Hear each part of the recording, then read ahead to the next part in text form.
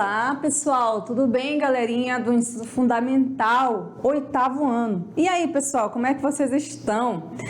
Pessoal, hoje na nossa aula de Sociologia, comigo, né, a professora Elisângela, nós vamos falar um pouquinho sobre classes sociais. Aliás, a gente vai dar continuidade àquela temática sobre classes que a gente já falou. Se você está com dúvida, vai lá no nossa playlist e veja a aula anterior a essa, que vai falar um pouquinho sobre as classes sociais na Sociologia.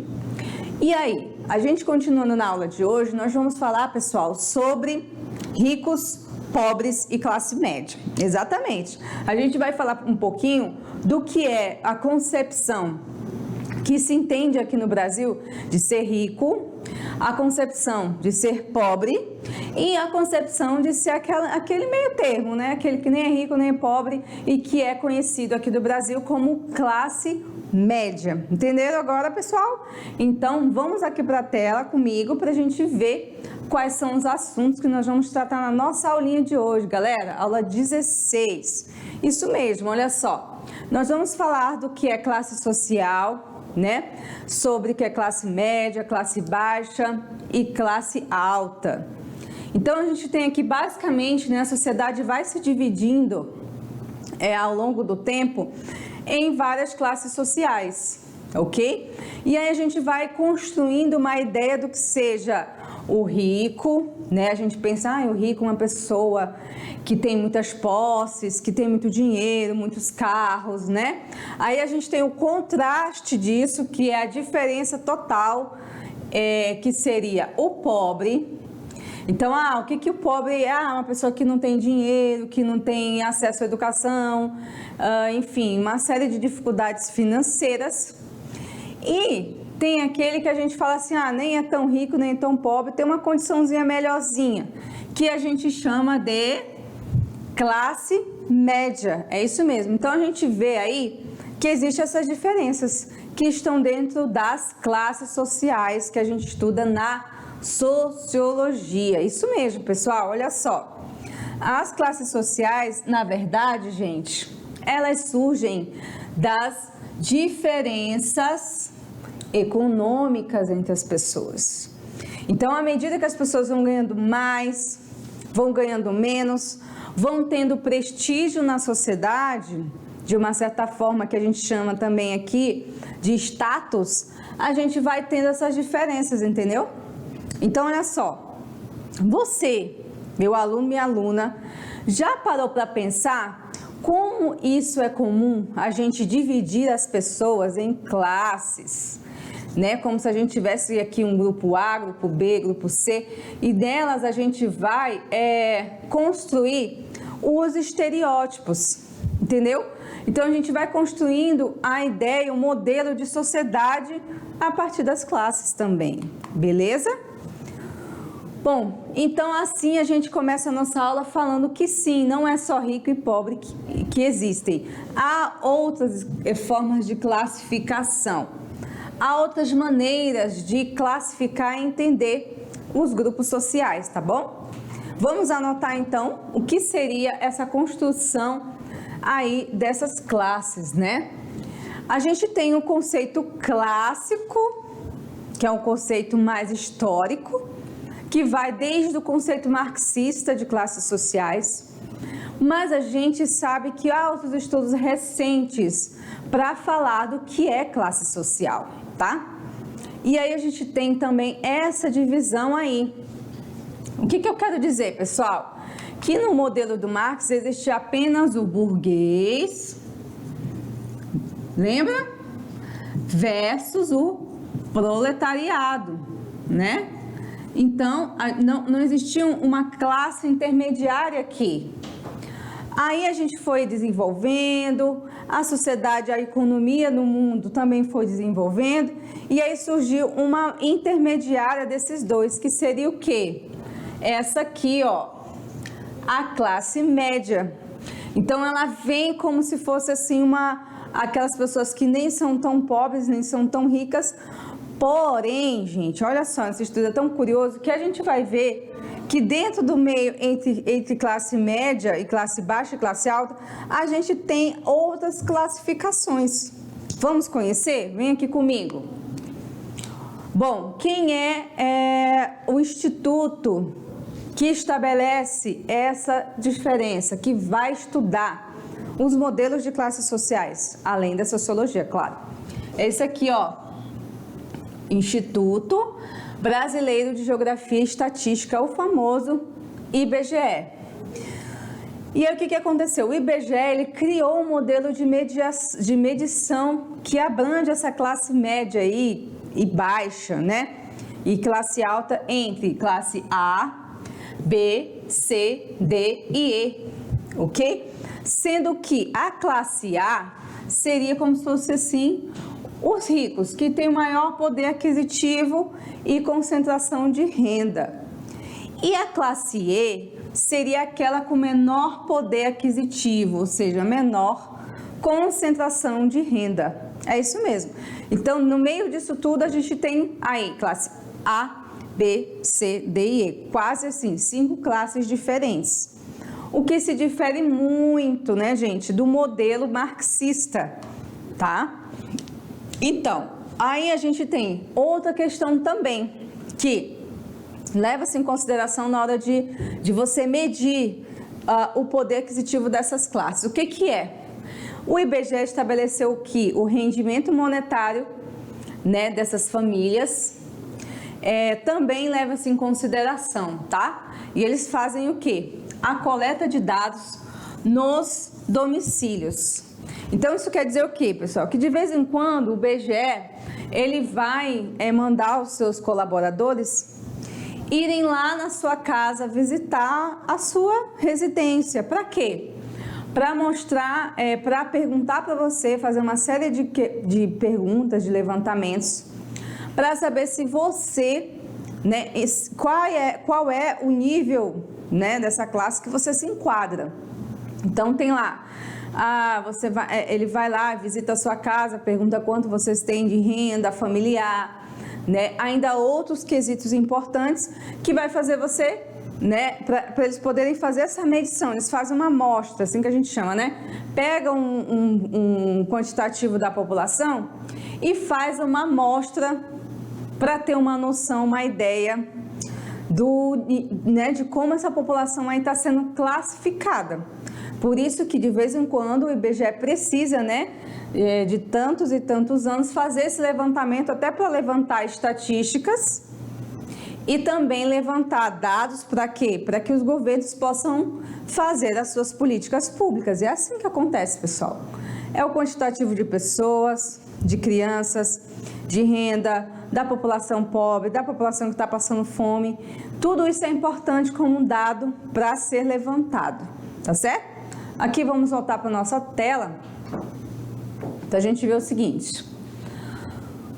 Então, esses dados dessas pessoas, eles incluem várias dimensões, tá, pessoal? Olha só. Inclui moradia, inclui acesso à água encanada, inclui o tratamento de esgoto, ou seja, a pessoa tem que morar num lugar minimamente, né, para ter uma classe, estar numa classe melhor, minimamente estruturada. Não é aquela água lá das encostas, a água né? Quanto menos você tiver acesso a isso, digamos assim, mais pobre você será, né? Então, a gente tem outros quesitos também, olha só. Esse levantamento também é feito pelo IBGE. Então, assim, o número de equipamentos na sua casa, eletrodomésticos, né? Se tem veículos automóveis ou não, quantos veículos tem, a escolaridade das pessoas que moram ali. Então, tudo isso, gente, tem quantas máquinas de lavar, tem quantos fogões, tem quantas televisão, tem quantos carros. Tudo isso, gente, leva-se em consideração na hora de fazer esses levantamentos, tá? Então, quando eles constroem essa ideia aí de classes, eles estão levando em consideração também, gente, o seu poder de compra. Você consegue adquirir essas coisas, né? Ou também o nível de endividamento. Porque às vezes as famílias estão todas endividadas, tá? Tem fogão, tem geladeira, tem máquina, mas não sobra nada para passar o mês, está passando fome. Ou seja, esse também é uma questão importante, né? O nível de endividamento das pessoas, certo? Muito bem, passando adiante aqui, ó, pessoal. De maneira fácil e simples, a gente pode definir, então, essa classe social, né, a partir da sua renda. Então, por exemplo, vamos pensar aqui, renda mensal. Quando as pessoas moram na sua casa, faça esse exercício aí rapidinho. Digamos que moram 5 pessoas. Dessas 5 pessoas, apenas 2 trabalham. Digamos que seja ali o seu pai e a sua mãe trabalham. Cada um recebe R$2.000, tá? Dessas 5 pessoas, só vai contar a renda dessas 2, porque só elas trabalham, só elas têm renda, né? Então, somando R$2.000 de cada pai e mãe, daria R$4.000, ok? Então, isso quer dizer que a renda mensal da sua família é R$4.000, porque somente essas 2 pessoas têm renda mensal, ok? Mas se, por exemplo, a gente muda aqui a conversa, nós temos 5 pessoas, né? Digamos assim, um exemplo, e aí um dos seus irmãos trabalha por fora, é autônomo, e ele ganha 1.000. Então a renda dessa família já vai ser maior, porque aí vai ser 4.000 do pai e da mãe, mais R$1.000 do filho, 5.000. Então é assim que se conta, é a renda familiar, não é a renda do pai, ou a renda só da mãe, ou a renda só do filho. É a renda de todos somadas, tá? Isso aí, gente, é a renda mensal, beleza? Entendido? Agora eu proponho que vocês façam esse exercício com a família de vocês. Levantem entre vocês qual é a renda mensal da família. E sabe o que é interessante vocês fazerem também? Levanta o quanto vocês gastam mensalmente também. Porque você faz o encontro entre o que vocês ganham e o que vocês gastam. E vocês vão se surpreender como nós gastamos. E muitas vezes nosso salário não dá para passar o mês, né? Então, assim, é um exercício que a gente deve fazer, tá bom? Faça isso daí e vocês vão se surpreender. Vamos voltar aqui para a tela para a gente ver uma coisa aqui interessante? Muito bem, olha só. Nem sempre, pessoal, o indicador socioeconômico ele é satisfatório. Por quê? Porque nesse caso, precisa ter outros indicadores. Que indicadores são esses? Os indicadores que a gente viu no parágrafo anterior. Porque muitas vezes tem a renda, mas tem pessoas que têm outros gastos e não conseguem adquirir, né, os bens domésticos. Então, o IBGE ele busca ter esse panorama geral, né, esse panorama diferenciado. Muito bem, pessoal, olha só. Aqui a listagem com base, né, na faixa salarial das famílias brasileiras. A gente está falando aqui, ó, do Brasil. Não confundam esses dados, pessoal, com dados de outros países, porque não se aplica, tá? Essas rendas aqui estão relacionadas apenas com o Brasil. Se você for para Portugal, é outra coisa. Se for para a Alemanha, é outra coisa, entendeu? Então, vamos ver aqui a média salarial das famílias brasileiras. Se você estiver na classe A, a média salarial é de mais ou menos 15 salários mínimos. Aí você me pergunta, professora, quanto que custa o salário mínimo no Brasil? 1.000 e lá. Então, digamos assim que seria uns 15.000 por baixo, tá? Uns 15.000 reais uma família de classe A. Uma família de classe B, ela recebe entre 5 e 15 salários mínimos, tá? Uma família de classe C, que a gente chamaria aqui classe B e classe C, seria mais ou menos a classe média, tá?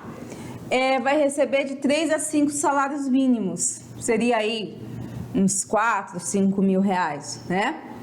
Essa classe aqui, gente, essas duas últimas, são as mais fragilizadas, porque já é classes sociais que passam realmente por muita dificuldade financeira, que é a classe D e a classe C. A classe D, que recebe entre 1 a 3 salários mínimos, ou seja, no máximo ali ela vai ter uns 3 mil reais de renda familiar. Tô falando de renda familiar, tá? Não tô falando de renda per capita por pessoa, não. E a classe E é ainda mais difícil, que é apenas um salário mínimo, digamos aí que seja R$1.000. Para uma família toda hoje, gente, é muito pouco. É muito pouco, tá? Já é assim. E aí, aí a gente tem alguns casos, pessoal, que tá acontecendo no Brasil, que é o aumento dessa classe E aqui. Ou seja, famílias que vivem com menos de um salário mínimo. Famílias inteiras. E aí onde mora um problema chamado fome e miséria. Porque essa família que vive com menos de um salário mínimo, ela não vai conseguir sobreviver de maneira digna, tá? Então esse é um grande problema que o Brasil tem enfrentado nos dias de hoje. Aliás, sempre, mas agora tem se intensificado, tá? Ó, esse é o nosso último slide do dia e olha só o que eu trago para vocês. O mesmo dado que eu falei ainda agora, ó. Essa é uma pirâmide de renda, né? Só para mostrar para vocês como a maioria da população brasileira vive com menos de R$2.000, né? A gente tem aqui, ó, 46% das famílias brasileiras vivem com uma renda até 1.356, ou seja, ela vive no limiar aqui da miséria, gente. Se tiver um aluguel para pagar aqui, já está na situação precária, né? Bom, aí apenas 20% da população vive com uma renda entre R$1.356 e R$2.034. Só que somando, ó, 40, 50, 66%, mais da metade das famílias brasileiras vive com menos de R$2.500. Olha que coisa grave, né? Aí apenas 16 vivem ali entre R$2.000 e R$3.000, 9% entre R$3.000 e R$6.000, 4% ali, ó, já é classe média alta aqui, ó, e apenas 1% da população que ganha entre R$13.000 e R$33.000. Ou seja, essa elite aqui, ó, né? E a disparidade todinha desse resto. É muita coisa, é muito sério, né, gente? Então, vocês estão vendo aí que o problema do Brasil não é ele ser pobre. O Brasil é rico. O problema do Brasil, pessoal, é a chamada desigualdade. As pessoas vivem num país totalmente desigual. Aqui, ó, mais da metade da população vive com menos de R$2.000. E a gente tem, assim, apenas que 16, uns 30% só, que vive um pouquinho melhor. Só não aqui 1% que realmente vai viver com uma renda muito maior. Então, o que nós temos aqui é o retrato da desigualdade no Brasil. Beleza? Estão vendo aí? Então, gente, tá aí as nossas referências. Vocês viram aí que o problema do Brasil se chama desigualdade social, não é riqueza, não é falta de dinheiro, não é que o Brasil não tenha capacidade de ser grande, de ser um país desenvolvido. Vocês olham um país da Europa e falam, nossa, por que o Brasil não é assim? Aí você olha os países da Ásia, né? Porque agora aquela coisa dos asiáticos crescendo, você fica ali, o Japão, um país onde, né, tão rico, o tamanho dele parece uma cobrinha lá no mapa, mas ele é muito rico, né, uma potência. E o Brasil desse tamanho, que é do tamanho quase de um continente, é pobre. Por quê? Vocês estão vendo aí o resultado. É que mais da metade da população brasileira é pobre, não tem acesso a uma educação, né, de ponta de qualidade, e aí vai ter todas essas consequências de falta de oportunidade, beleza? Então, gente, valeu pela aula de hoje, a gente se encontra na próxima aula para continuar discutindo nossos assuntos da sociologia, tá certo? Um beijo e até mais!